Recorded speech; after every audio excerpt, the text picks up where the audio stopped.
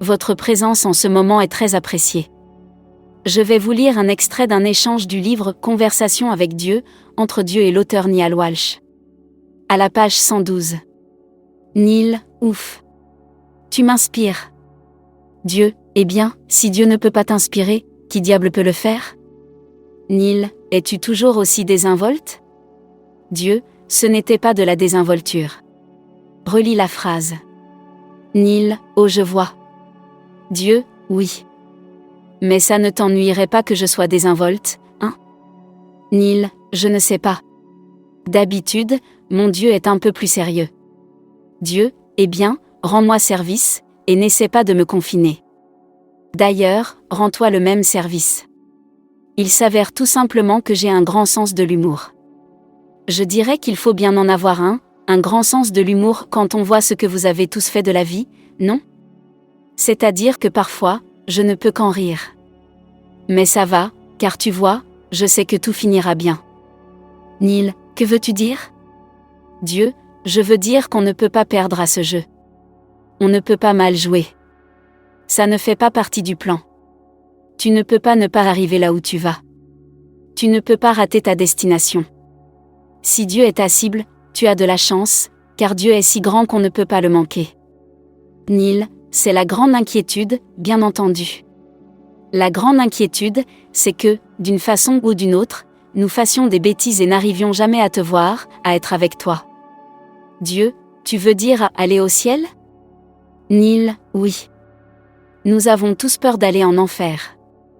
Dieu, alors, tu veux dire tu as adopté cette position au départ, si tu as adopté cette gentillesse au départ, cette compassion, cet amour, cette bienveillance, cette charité, cette bonté, cela vise uniquement à éviter d'aller en enfer.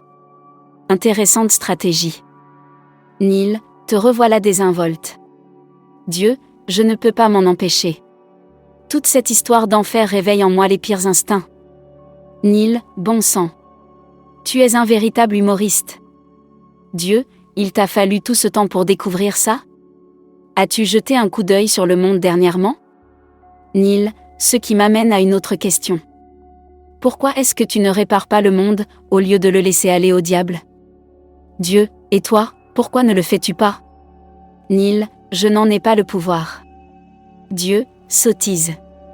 Tu as le pouvoir et la capacité, tout de suite, en ce moment même, de mettre fin à la faim dans le monde, de guérir les maladies, immédiatement, et cela se fera dans une conscience mondiale. Mais, à cause de la pauvreté de votre foi, vous refusez de vous laisser guider par la foi, et vous vous laissez plutôt guider par la vue. Je vous le déclare, c'est la vérité. Si votre foi était gros comme une graine de moutarde, vous pourrez dire à cette montagne de guerre, à cette montagne de la faim dans le monde, à cette montagne de maladie, à cette montagne de malheur, vous direz, pars d'ici et va là-bas, et elle le fera. Rien ne sera impossible pour vous, Dieu et déesse, qui vous êtes réellement. Et si je te disais que ta propre profession médicale interdit des remèdes, refuse d'approuver des médecines et des procédures alternatives parce qu'elles menacent la structure même de la profession qui guérit? Et si je te disais que les gouvernements du monde ne veulent pas mettre fin à la faim dans le monde? Me croirais-tu? Maintenant, je te demande, à toi qui écoutes en ce moment du cœur, le crois-tu à cette parole de vérité? Neil, j'ai du mal à croire cela. Combien d'entre vous disent comme Neil, je sais que c'est la vision populiste, complotiste, antisémite, mais je ne peux pas croire que ce soit vrai. Aucun médecin ne veut refuser un remède. Aucun homme d'État ne veut voir mourir son peuple. Dieu, aucun individu qui soit médecin, c'est vrai. Aucun homme d'État en particulier, c'est vrai. Mais la pratique médicale et politique est devenue institutionnalisée et pour ceux qui constatent ces actions volontaires, ils disent que c'est le diable ou des mauvais esprits mauvais, pour d'autres ce sont des sociétés secrètes démoniaques. Alors qu'en fait, c'est l'institution qui a été fondée sur la loi de la connaissance du bien et du mal pendant des siècles. Et ce sont ces institutions qui combattent toutes choses qui sont dans la foi, l'espérance et l'amour, ce qui est à l'origine de la création pure, à l'image et à la ressemblance de Dieu. Observez comment ils luttent contre toutes les choses issues de l'esprit, comme la joie constante qui est d'une grande importance pour tout le monde. Dieu a créé l'humour. Nous l'avons lu au début de la vidéo, mais comme l'institution continue de vouloir crucifier la joie constante, ainsi que la vérité. En conséquence, ils isolent les âmes de leur source de bien-être, la parole de vérité, la sagesse et la joie constante, ce qui est indispensable pour tous. Leur méthode consiste à supprimer la source en utilisant des informations de peur, et parfois ils le font de manière très subtile en utilisant le pouvoir des mots. Parfois même sans le savoir, mais en réalité, c'est inévitable et fatalement, parce que pour ces institutions, c'est une question de survie. Car il faut être conscient qu'ils ont peur, car le monde va s'éteindre et ils ne savent pas comment l'empêcher.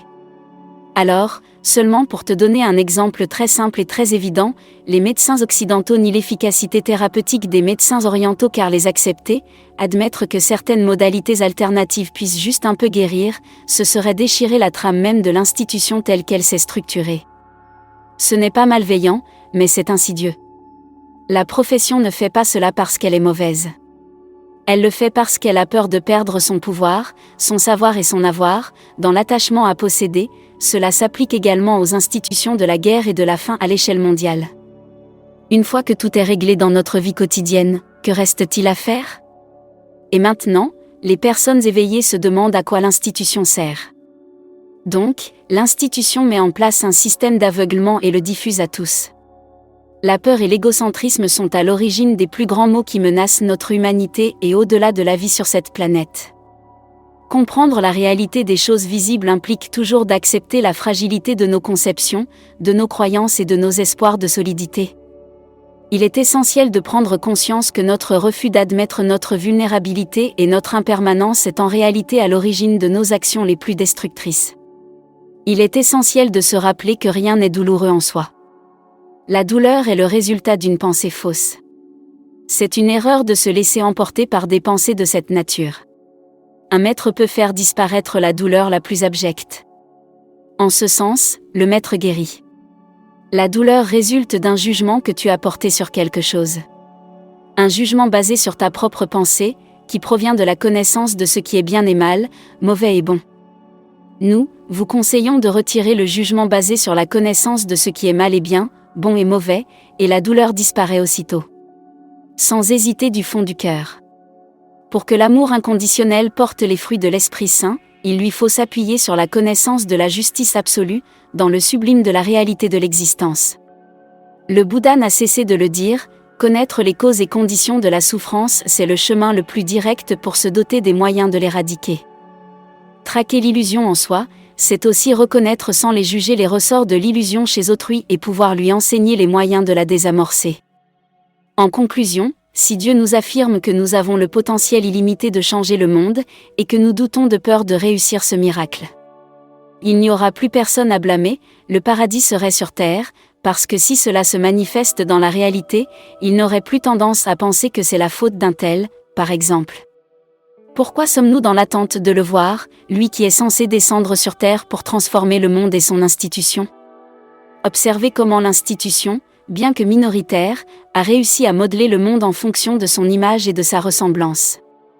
La masse, si puissante mais par peur, est bloquée par le doute. Ensuite, elle prend la décision de se laisser dominer par la minorité institutionnelle. La masse a besoin de la foi, de l'espérance et de l'amour pour se débloquer. Je vous le dis, et c'est la vérité. Je ne ferai rien de plus que ce que vous faites pour vous-même. Maintenant, que faites-vous, peuple de la terre, pour vous-même ? Il est important de ne pas confiner Dieu à une mentalité primitive selon les normes établies. En effet, tout ce qui est mis en lumière devient à son tour lumière. C'est pourquoi il est dit, « Réveille-toi, toi qui dors, relève-toi d'entre les endormis, et le Christ t'illuminera. » Comprenne qui pourra, celui qui ne veut pas comprendre rien ni personne ne pourra lui faire comprendre. Que celui qui a des oreilles pour entendre est le bienvenu. Que la bénédiction soit avec vous. Trouve le repos pour ton âme. Libère ton âme, je vous chéris de tout mon être.